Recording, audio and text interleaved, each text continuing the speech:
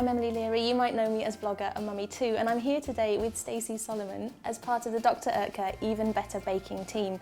We're sharing tips and techniques to help you become an even better baker. So Stacey, what technique would you love to master today? So, I love chocolate cake, but every time I make it, it never really looks full, scrummy, glossy like a chocolate cake should. And the kids love layer cakes, you know, like just like a big tower of cake.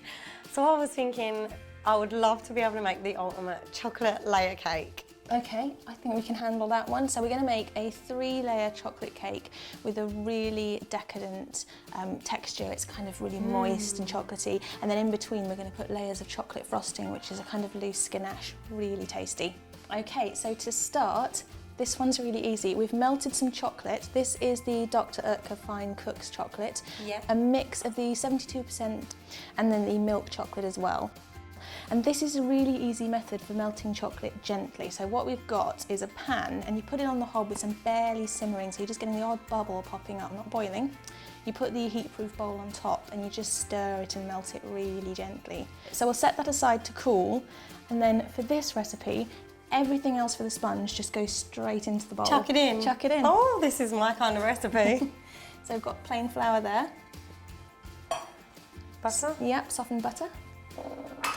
Some beaten eggs there. Eggs. So when you bake at home with the kids, do you lay everything out or do you just kind of grab what you want from the Just cupboards? grab it from the cupboards and throw it in. Sugar? Yeah, absolutely. I'm just chucking it in. And do your kids come up with ideas? So I know that we were making a cake and my son wanted to put gravy granules in it and he was really keen to, and I was kind of just trying to steering away. We get a lot of that. I get them coming out of the fridge with carrots and stuff, but poking it in. I'm like, oh, I don't know. Bicarbonate of soda. Yeah, so these are the Dr.Oetker bicarb sachets, and they're really great because they're pre-measured into 1 teaspoon portions. That's great. So just chuck 2 in and that's the perfect amount. That's the Dr.Oetker vanilla, so you just need a teaspoon of that. Lovely, so the last ingredient going in is the buttermilk.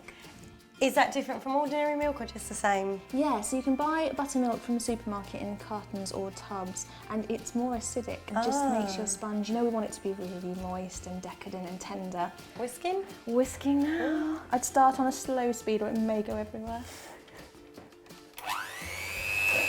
And by whisking it this way, you're incorporating a little bit of extra air into the recipe as well. Look how lovely and creamy that is. So when you make chocolate cake, I'm guessing you usually use cocoa powder? Yeah, I just chuck a little. So this, since I started using That scares me that it might, you know, when you start folding chocolate into things, sometimes mine goes like all lumpy and separates. So this has been cooling for a little while, so hopefully when we add it to the mix. Oh, that looks so good. It's so glossy and lovely looking. That chocolate is so nice. And you definitely, my kids would be queuing up to help Lick the bowl. So they have to fight me for it in my house. I'm like, no.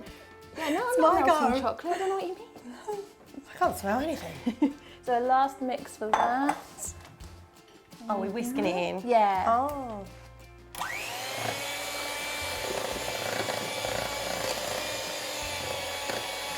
And it just gives such a rich, gorgeous result. It looks amazing. That's absolutely perfect. So because that chocolate was warm, it already smells amazing. It smells so good. So we've lined 3 baking tins and we've greased them first and then just put a little bit of baking parchment at the bottom. And that'll just help it not to stick when we're tipping it out. You know when you tip a cake out and it leaves half of it inside the tin? It shouldn't happen if you've got just that little disc of greaseproof. Just lay it onto the parchment, draw around it, and then stick it in. So we're going to share that mix between the 3 tins. Okie dokie, you just tell me when. So our cakes are out the oven and cooling, and don't they look gorgeous? They look perfect. How do you get them so level? Mine always go like sinking in the middle. Okay, so sometimes they'll sink in, and usually that means either the oven wasn't the right temperature, so don't keep opening the door. Oh. Often if the oven temperature is too hot, then they rise too fast, so they kind of dome and split in the middle. But also this recipe is perfect for getting a really flat cake. So the next thing we're going to do, and this is the even better bit, we're going to make the frosting.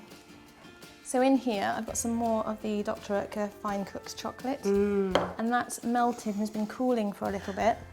Then we have some double cream, and these are all of your frosting ingredients. So that's it? That's all you're going to need. Okay. Okay, so mixer. All in? A little bit at a time. Okay. Is that enough? So we can go a little bit braver than that. Yeah, and we can kind of add as we mix. Wow. So you can just keep... Now it's really important to have the cream at room temperature. Why is that? If you have the cream really cold and you chuck it straight into the warm chocolate, it kind of shocks the chocolate and it will just go all hard and weird. Oh, so you don't, because obviously you've just melted it, you don't want it to want to go back to a hard state again. So we can just kind of keep it at a slow trickle, and that should be perfect. Look how thick and gorgeous it's getting.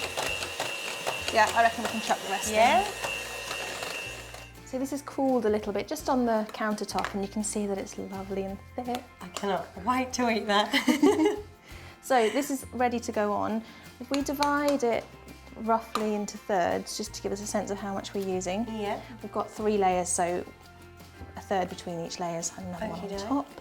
So if you want to dollop about a third onto this first layer, if we bring this over, just put it all in towards the middle.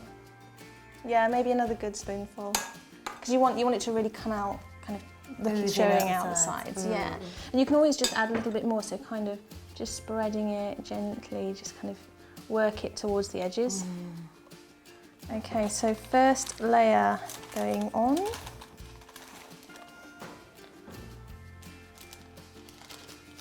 And because we've got that nice, you can see it just starts to escape a little bit.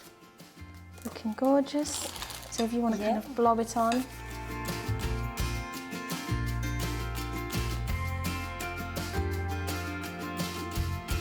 Just whack all of that remaining frosting on the top. Shove it all on. Yeah. So you can see it's kind of sliding around a little bit as we're working. It's absolutely fine. What we're going to do once we finish that last bit is put it in the fridge to cool, and then it kind of firms up. Sets. Yeah. So shove it all on, yeah? Yep. There's never too much chocolate, is there? Lovely. Oh, sorry. I might have to deal with that for a minute. Yeah, it's just spreading that on the top. Look how gorgeous that looks. And it kind of smells like a really good hot chocolate, doesn't it? So good. Mine never comes out like this, so this has just been the best experience for me, making something so quickly with like such ease, and it's smelling and looking this amazing. I hope I can recreate this at home. I'm sure you will be able to. Sorry, your beautiful... You can do it again. So kind of, I was just swirling it a little bit. Like that. Any finish you like, this is your creation. I don't write my name in it. So now into the fridge, and after it's chilled for a little while, then we'll be able to cut into it. Okay. Look at this masterpiece, woohoo! It looks absolutely gorgeous, and may I say, the frosting looks beautiful. Thank you. Well, if I can do it, anyone can. Why don't you try making this ultimate chocolate fudge layer cake at home, and tweet us your pics at Dr.Oetker Bakes on Twitter. I can't wait any longer, sorry.